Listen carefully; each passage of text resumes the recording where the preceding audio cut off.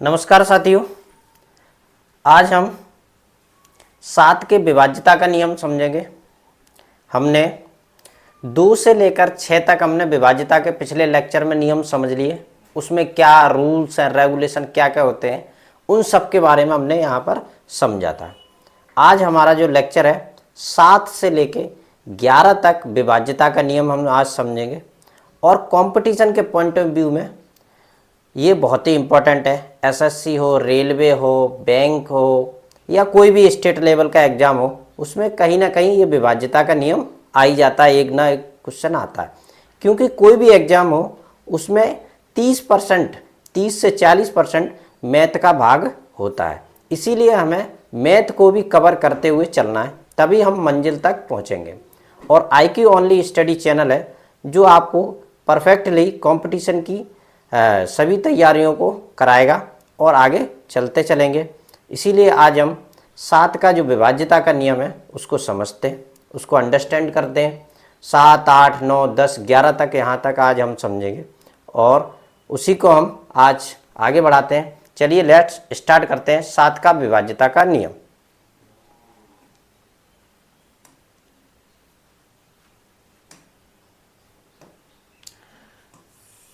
7 का जो विभाज्यता का नियम है, सबसे पहले हम रूल को समझ लेते हैं। इसमें रूल क्या है, रूल क्या कहता है? रूल कहता है यदि कोई संख्या इकाई अंक के अंतिम, यानी इकाई का अंक है वो अंतिम अंक से, इकाई का जो अंक है उसके अंतिम अंक से दुगना घटाने के बाद जो शेष संख्या है वो 7 से कटेगी तो वह भाग से 7 से विभाज्य होगी, अदरवाइज नहीं होगी। जैसे कि हमें यहाँ पर आपको स्क्रीन पे दिख रहे होंगे 1, 2 और ये 3 एग्जाम्पल लिए, हम इनको चेक करते हैं। सबसे पहले हमें क्या देखना है, ये हमारा जो इकाई का अंक, जैसे हमने यहाँ पर 605 लिया है, ठीक है। तो हमारा रूल नंबर 1 क्या कहता है, इकाई का अंक अंतिम अंक से दुगना घटाने, यानी कि इकाई का जो अंक है वो कौन सा है, ये वाला है हमारा। यानी सबसे पहले तो हमें क्या करना है, इसको दुगना करना। तो सबसे पहले इसको हम अलग साइड में कर लेते हैं। दुगना करने के लिए ये कितना हो गया, 10 हो गया, ठीक है। ये 10 हो गया। अब क्या करना है हमें, समझिए 60 माइनस 10, यानी कि 60 में से माइनस 10 करेंगे तो कितना बचेगा, 50 बचा। 50 जो है, 50 जो संख्या है क्या हमारे 7 के पहाड़े में आती है?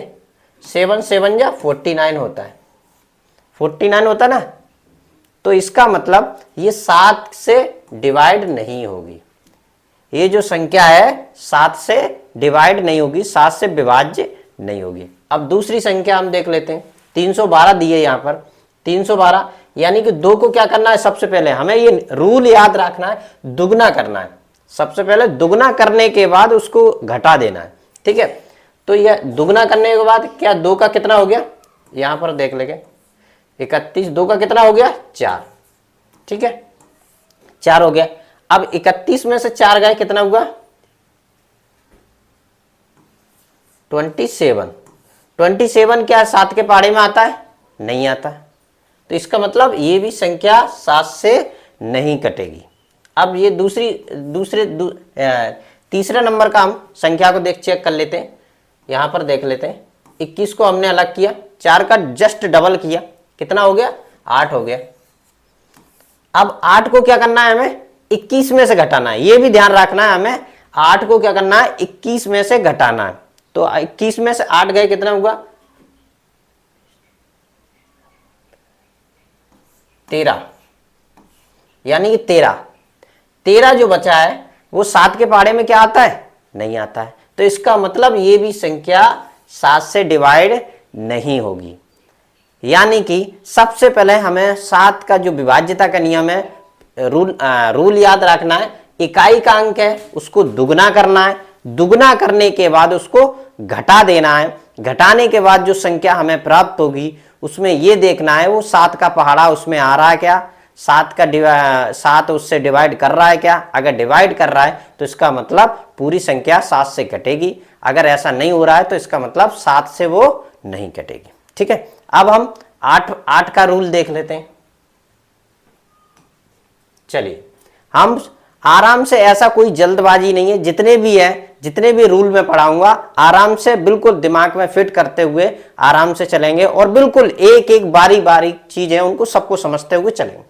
चलिए, 8 का जो विभाज्यता का नियम वो क्या कहता है, सबसे पहले हम रूल को समझेंगे, ये ध्यान रखना है, क्योंकि विदाउट रूल के हम कोई भी, हम जो अभी सवाल है हमारे वो हम कर नहीं पाएंगे, उसमें क्या बहुत प्रॉब्लम होगी, क्योंकि कंपटीशन में जब भी हम बैठते ना वहां पर सबसे पहले हमें इस बात का ध्यान रखना पड़ता है कि रूल क्या कहता है, क्योंकि हम जल्दी हड़बड़ी में ऐसा कुछ कदम नहीं उठाएंगे जिससे हमारा जो आंसर आते हुए भी गलत हो जाए। चलिए, सबसे पहले हम 8 का रूल देख लें। यदि किसी संख्या के अंतिम 3 अंक, ध्यान रखना रूल क्या कह रहा है, 3 अंक से बनी संख्या 8 से विभाज्य, तो वह 8 से विभाज्य होगी। क्या कह रहा है हमारा रूल, किसी संख्या के अंतिम 3 अंक, अंतिम 3 अंक, तो जैसे कि हमने एग्जाम्पल में यहां लिया है ये वाला जो अंतिम 3 अंक इसके कौन से, 147। चलो पहले 147 को हम क्या कर लेते हैं, 8 से डिवाइड कर लेते हैं, ठीक है। 8 से डिवाइड करने के बाद देखते हैं, 8 एक 8, 14 में से 8 गए,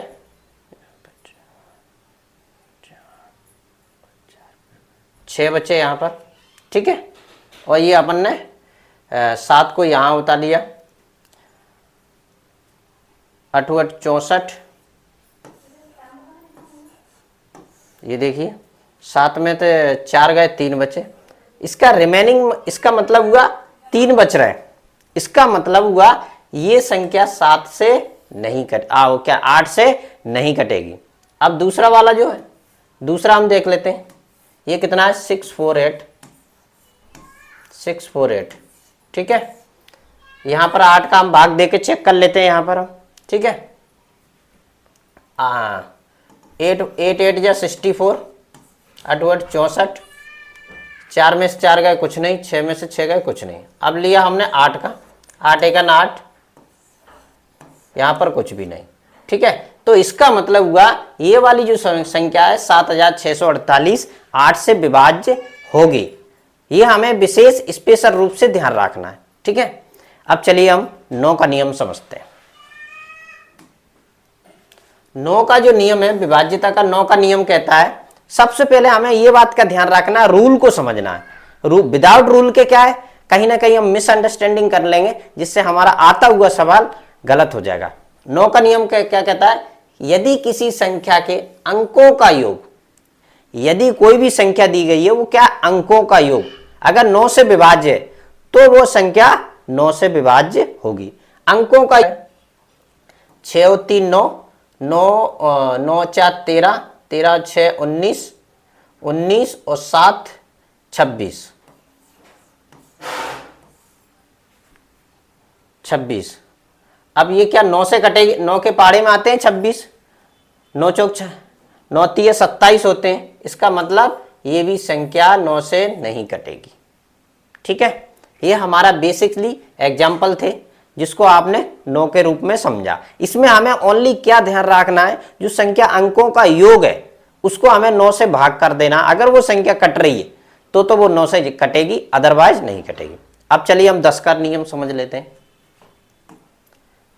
10 का नियम हमारा क्या कहता है, कोई भी संख्या के अंतिम 0 या 10 है सो विभाज्य होती है, यानी कि 10 है, 10 तो 10 से कट ही जाएगा, 20 भी कट जाएगा, ठीक है। ये कोई भी, यानी कि 10 के पहाड़े में कोई भी जो आ रहा है वो 10 से कट जाएगा तो वो कट जाएगा। इतना इजीली सवाल एग्जाम में नहीं आता है। ज्यादातर सवाल आपको विभाज्यता के नियम में कौन से मिलेंगे, 7 के मिलेंगे, 11 के मिलेंगे, 13 के मिलेंगे, इस तरह की संख्या दी है, क्योंकि डिफिकल्ट भी थोड़ा वो देता है, इसीलिए हमें 11 का भी नियम समझ लेना है। चलिए 11 का समझते हैं। 11 का नियम हमारा क्या कहता है, सबसे पहले हमें रूल्स को समझना है, ठीक है। यदि किसी संख्या के एकांतर, अंकों का योग का अंतर, इसको हम थोड़ा सा इस हिसाब से नहीं करेंगे, इसके हिसाब से नहीं करेंगे, इसको हम शॉर्ट ट्रिक से करेंगे, थोड़ा अलग हटके करेंगे। जैसे कि मान लीजिए यहां पर कोई भी संख्या दी गई है 2 4 6 4 8 9, ये संख्या दी गई है, ठीक है।